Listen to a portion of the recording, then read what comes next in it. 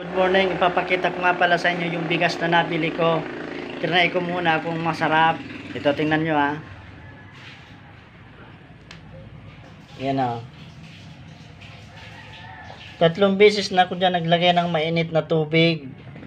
Kasi hilaw pa. Umangat na yung ito, yung galing sa cook, nag-warm na. Di siyempre, luto na yan, di ba? Kasi naka-rice cooker tayo.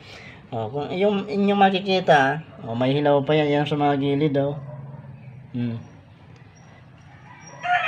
Yan. Hilaw na hilaw. 3 beses na ako naglagay ng tubig na mainit para maluto siya.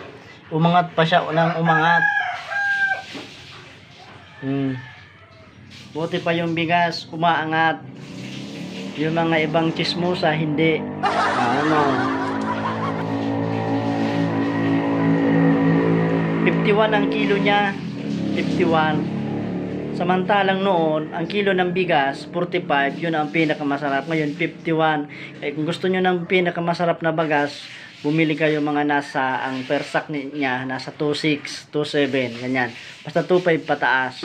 Huwag kayong bibili ng bigas, pag nakita nyo, ay, ang ganda, ang puti. Hindi yan nakukuha sa puti.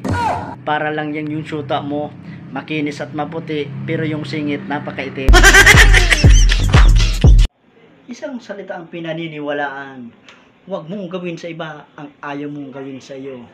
Please, follow and share.